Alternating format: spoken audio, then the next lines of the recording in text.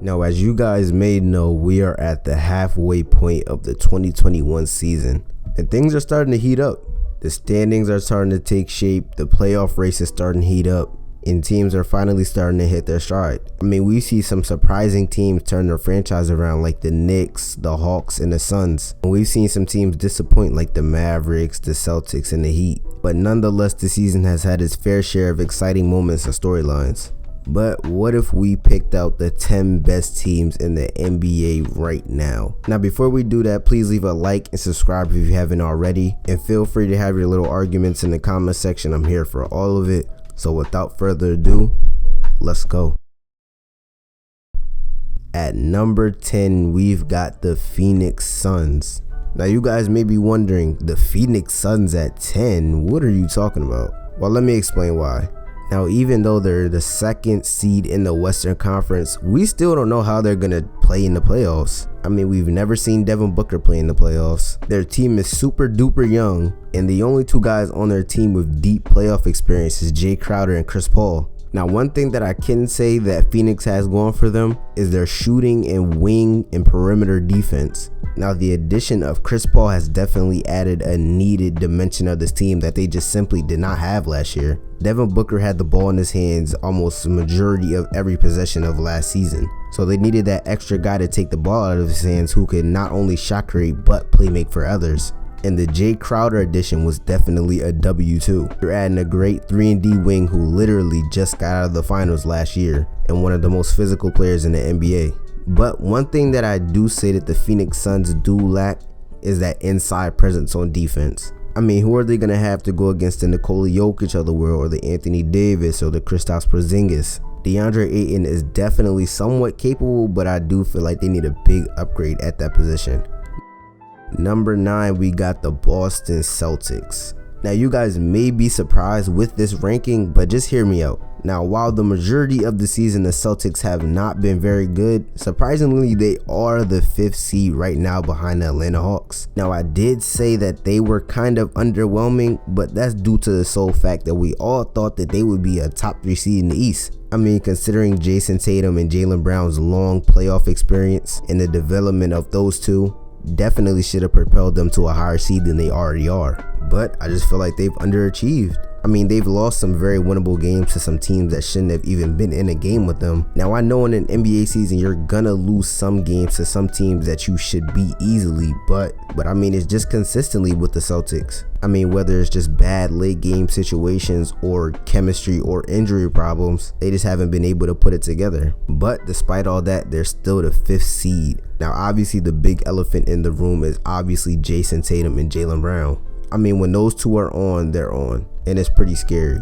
I mean, you've got two guys who are capable of giving you 30 points on each and any given night, and another point guard who's capable of giving you some shot creation too. But that's the downfall of the Celtics. The Celtics have way too many shot creators. When one person doesn't have the ball, they kind of just stand there and just don't do anything.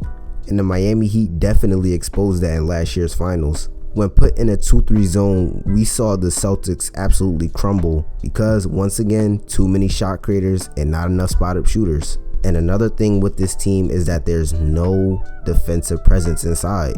And in the Eastern Conference, this is definitely a problem when you have to go against dominant bigs like Joel Embiid, Giannis Antetokounmpo, Julius Randle, and Bam Adebayo. I mean, there just simply isn't enough. But nonetheless, the chemistry between Jaylen Brown and Jason Tatum just does this team wonders, and their playoff experience will definitely help them. So the Celtics are your number 9 team in the NBA. Now at number 8, we have the Milwaukee Bucks. Now the Milwaukee Bucks are a tricky one because, I mean, even though they're 3rd in the Eastern Conference right now, there's still a big elephant in the room, and that's Giannis Antetokounmpo. In the playoffs, he's just simply a liability. I mean, in the regular season, there's a lot more fast break opportunities and open court opportunities, and that's where Giannis shines. But in the playoffs, you're facing way better coaches, way better players, and way better teams. In the playoffs, the game slows down, which forces you to play in a half-court set, and that's where Giannis struggles at. Now, I wouldn't say Giannis is bad in a half-court set, but his weaknesses definitely do show. So how can the Bucks fix this? Well, I honestly think that they should start playing Giannis at the center position. I mean, look at how it's worked out for the Heat with Bam Adebayo. Put him in high pick and rolls and allow him to use his playmaking to his advantage. And Giannis is big enough to get his own rebound over bigger centers and quick enough to switch on to smaller guards. And playing him at center would lead to a much more effective and efficient player.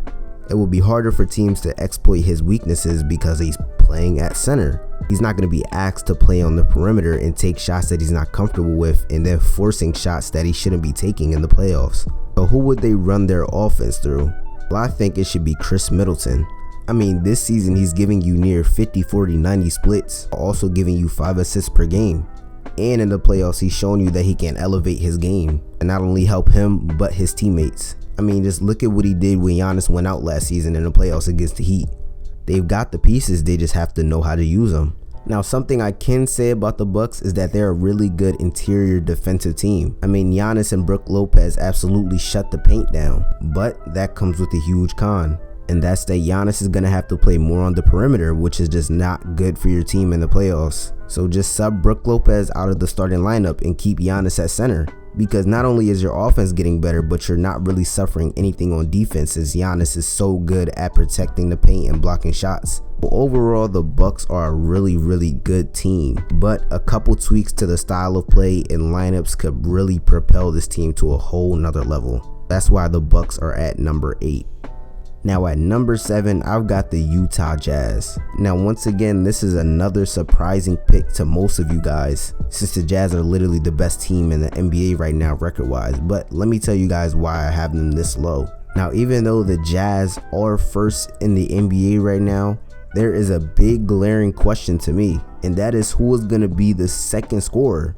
I mean, yeah, Jordan Clarkson is probably going to win 6th Man of the Year and is a really good scorer off the bench. But I mean, do we really trust Jordan Clarkson to do this in the playoffs and to keep this up? And as far as Mike Conley goes, yeah, he's an all-star, but his last couple games have been pretty inconsistent as far as scoring goes. Besides Rudy Gobert, there's literally no one on this team that can be a presence inside the paint. But a big highlight of this team is definitely their playmaking and their shooting. I mean, they've got really good spot-up shooters like guys like Joe Ingles, Ersan Ilyasova, Bojan Bogdanovic, and Royce O'Neal. But once again, the depth at the center position and the second scorer is just what holds this team back. Now, I do think that the Jazz will finish this year off with the best record in the Western Conference, but they do have a lot to work on. And that's why I have the Jazz as the 7th best team. Now at 6, this might be a little controversial, but I've got the Heat. Now the Miami Heat are just another tricky one.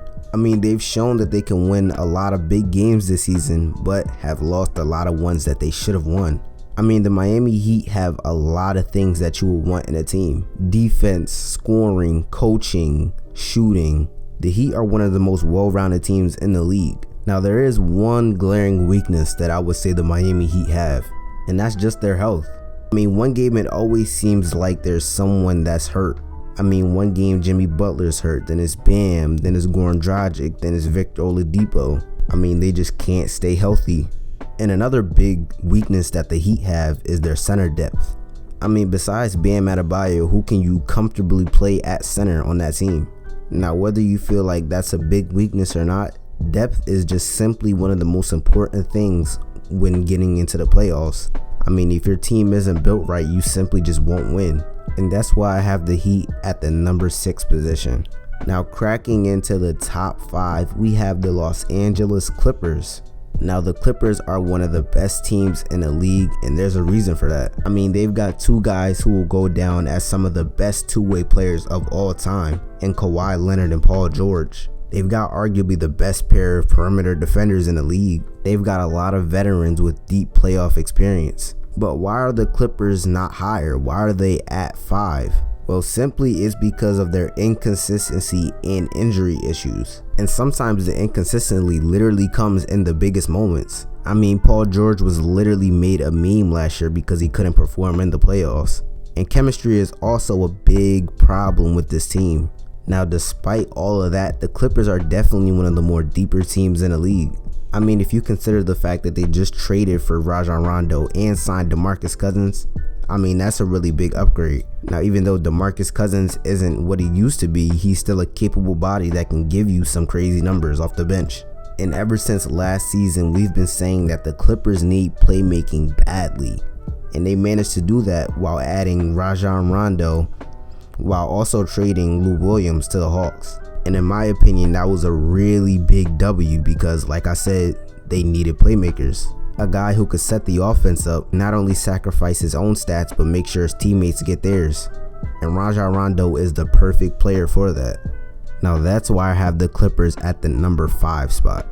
Now at number 4, we've got the Denver Nuggets.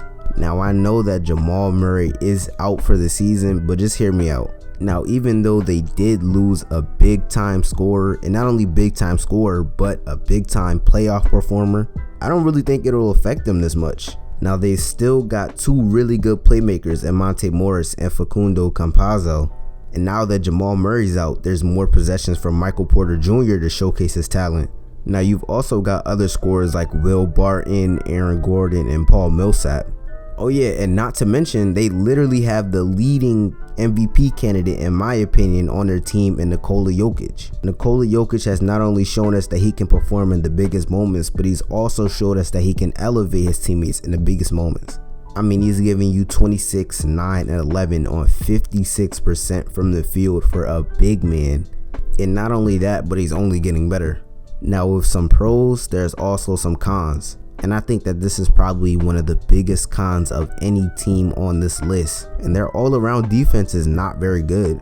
I mean, from just looking at the roster, there's not really one guy that I would be comfortable with getting a stop. Now, a guy who's capable of getting stops and getting in passing lanes is definitely Monte Morris. But when Monte Morris is your best defender, I think that says a lot about your team.